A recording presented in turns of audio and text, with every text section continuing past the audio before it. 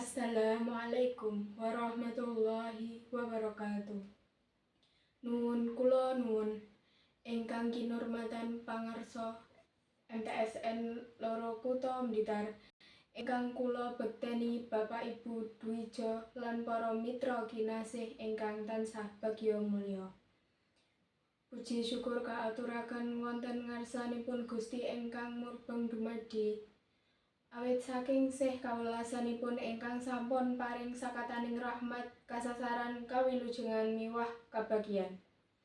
Satemah panjenengan sedaya lan kula saged kempal menunggal wonten ing papan menika kanthi kawontenan bagas saras nir ing sambekala. Para rawuh ingkang satuhu sulistya ing budi, wonten ing wendal semangke kula pun Abinaya Cirila Jafir badhe ngaturaken sesorah kanthi irah-irahan piwulang budi pakarti tumrap generasi muda.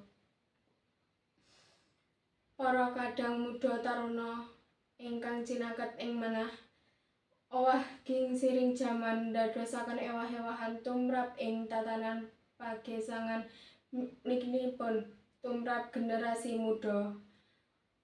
Unggah-ungguh kados sampun boten dipun kadosaken malih. Tata krama ugi sampun dipun pesu.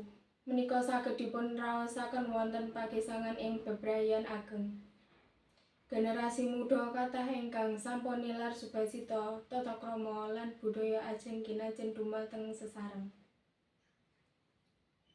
Para kadang muda taruna ingkang cinaket ing manah, semangkih ingkang saged adamel priyatos inggih punika kiranging tata krama wonten pagesangan sedinten-dinten utaminipun para muda. Menika saged ketingal ing pawiyatan-pawiyatan wonten griya lan wonten papan sanesipun. Siswa boten ngajeni dumateng Bapak Ibu gurunipun. Wonten griya putra kumawatun kaliyan tiyang sepuhipun. Matur kaliyan Bapak Ibu kirang trapsilanipun lan tansih kathah malih kadadosan sanesipun ingkang nggambaraken para muda ingkang sampun nilar adab tata krama. Para rawuh ingkang satuhu kinabakten kangge ngewangi perkawis punika panjenengan dalah kula mliginipun.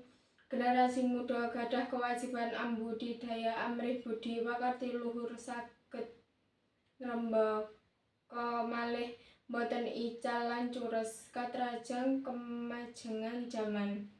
Piwulang budi pakarti boten namung dados tangel jawabipun para dwija kemawon, ananging ugi masyarakat dalah keluarga. Piwulang budi pakarti luhur kedah kawiwatan saking keluarga, amargi tata krama unggah-ungguh sampun dipun gladi wonten keluarga. Mugi-mugi budi pakarti luhur saged tetep lestari.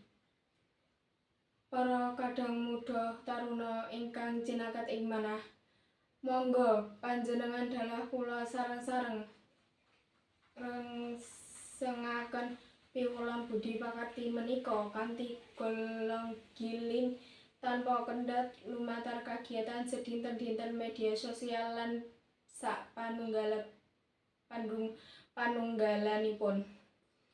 Mekanten ingkang saged kula aturaken, kula ngaturaken agungipun panuwun megah kawigatosanipun kiranging trapsila saha subasita saestu kula nyuwun agungi pangaksami.